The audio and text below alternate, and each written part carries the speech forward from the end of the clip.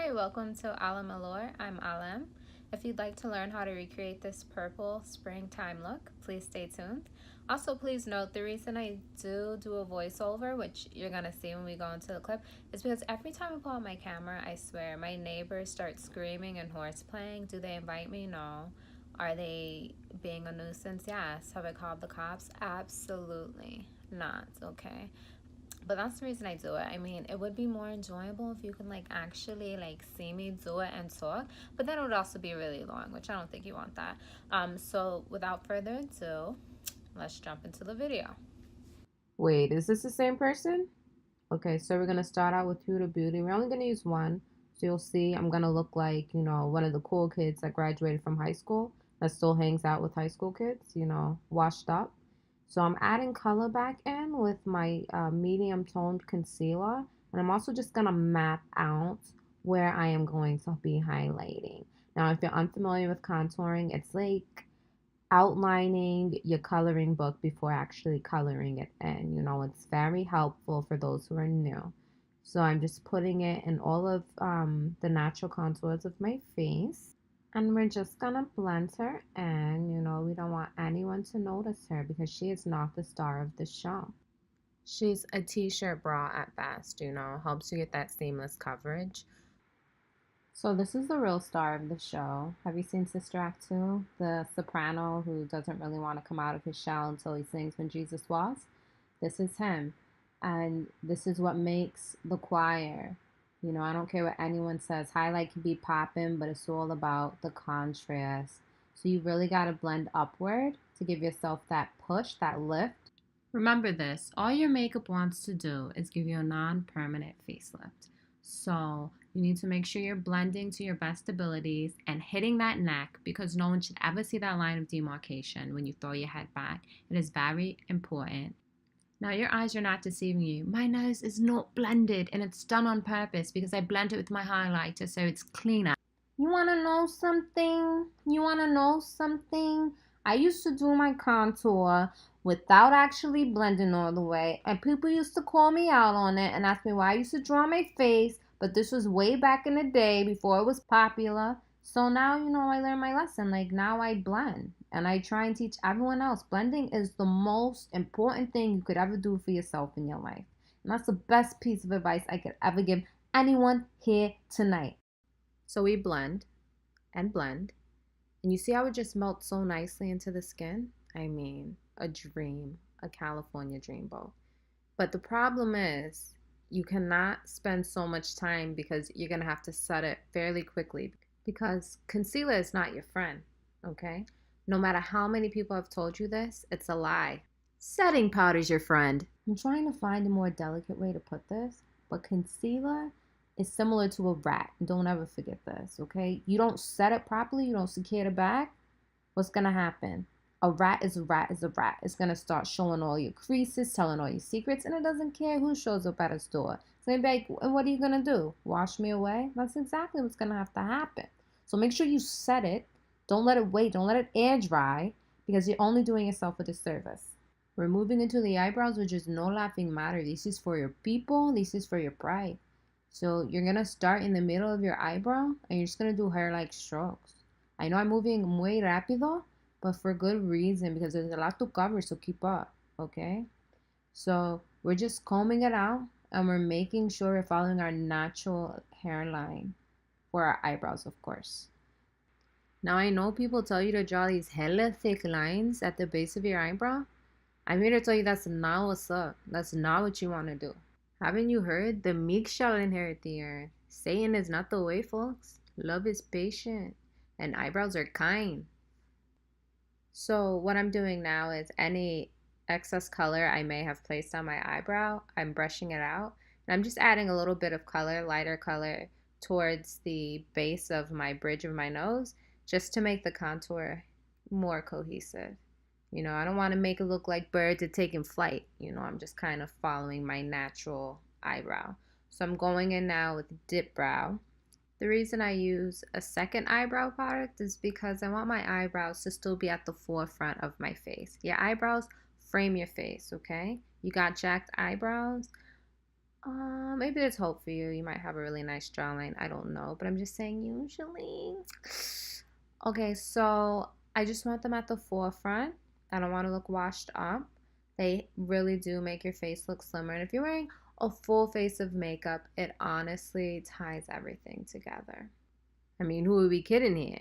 You get one bad wax or eyebrow job done and you're in hiding for like 2 months, no? Oh my gosh, I have the funniest story. I no longer go with my sister when she gets her eyebrows started, my older sister, because just no one does them right, but there's a lady who can do them wrong the right way.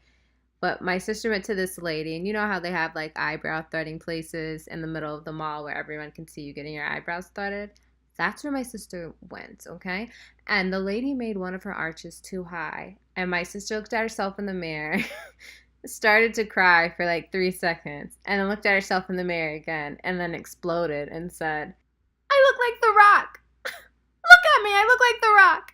And everyone walking around, and it was like around Christmas time with their family shopping, not even in the eyebrow place, stopped to look at her. And they're kind of laughing. I mean, it didn't look bad. It was just the fact that she was so dramatic and hysterical that made it funny. I mean, she still looked pretty. It just looked like she had a question for the next 2 months. My point exactly. So here we are just sculpting, cleaning up those brows, making sure they're consistent and fair. I'm going to blend it out and make sure we have that nice base for that shadow. I'm going to do the same technique with the bronzer. Always want to use bronzer in your crease. It just ties everything together and helps that nose contour if you're really trying to get away with it, okay? I'm using the Huda Beauty palette. That's how she says her name, so we're going to say that. And we're using the first color, I think it's Amethyst, the Desert Dusk, and it's just really purple, so we're just packing it on the outer corner and blending it towards our nose, you know. I like dragging the color all the way to the nose, and then I kind of erase it with the fluffier end of the brush. Now I try and use just one brush during these tutorials because I assume a lot of you have the Anastasia Beverly Hills palette, which has these double-ended brushes, so it just makes it easier. Because I don't have like this extensive brush collection. I just buy like a lot of brushes time after time, you know, Cyndi Lauper. So I guess I lied because this brush is a little thin, and we're just gonna use it to really get into our crease, and we're gonna use that brush again to kind of buff it out. You know, it's a little bit more of a red color, so it's like a reddy purple. But we're gonna go back and we're gonna get the star of the show. It's this metallic purplish blue. And I don't know if you guys know this, but sometimes chrome and metallic shadows work better with your fingers. And if you really want good payoff with the color, wet the eyeshadow, swipe it on your lid, and it becomes way more vibrant and easy to work with. So I'm going to continue to pack on the color until it's no longer sheer and I'm satisfied with the payoff. So now I'm just kind of blending it in so it all just meshes together. And this is the final step, I mean, before you put on your mascara and your eyeliner and all of that stuff. You know, just kind of blending and just intensifying the color. The next step is going to be to take away all of the translucent powder and add color back into my face. Now the lighting's a little weird because the sun was setting, so this is my black powder. I always put it on before I add color back in. I don't know why, it's a ritual. I've done it since 2009, I want to say, and you know, sometimes you just don't switch up a routine. So here we are going in with the bronzer that we used on our eyes. I used a baby brush, so I had to switch to my fluffier brush, you know, to actually blend, because like I said, blending is the most important thing you can ever do for yourself. You know, that's the best advice I could ever take. So I'm going back and I'm giving myself a chin strap, you know, always stay strapped. I'm trying to make myself look a little bit more hollow, you know, bright in those areas because they just looked a little dim to me, and I really want my cheekbones to look like Maleficent. We've talked about this.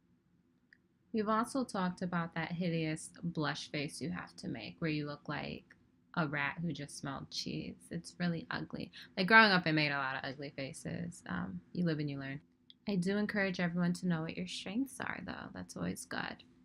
I put blush everywhere just to add colored cheeks, tip of my nose, temples, and my chin. I'm going to use this Urban Decay spray on my favorite highlighter, Makeup Forever, in shade 2.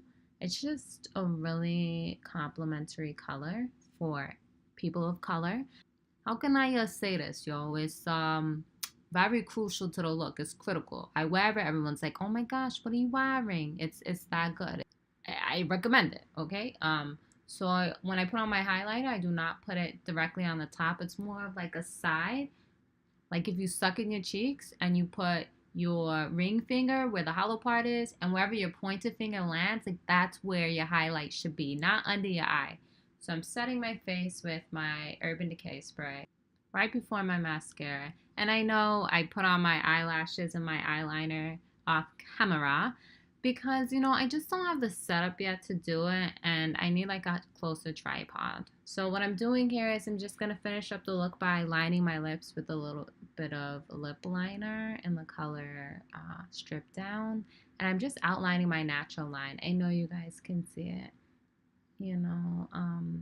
People used to always be like, ew, why did you choose that color lip liner? And I was like, it's my natural skin, but thanks for your concern. So I just kind of colored it until I can't see, the lines on my lips anymore. I'm not overdrawing at all because that's played out, you know. So one coat of gloss because I don't like it that shiny, and we're done. This is the final look. Thank you. So this is the finished look. I made my skin extra bronze because I really miss a tan, but lo and behold, my neck is still blended into that because, like I said, that is very important. I really do appreciate your view. If you have any comments or you want to see a video on something else, please like and subscribe.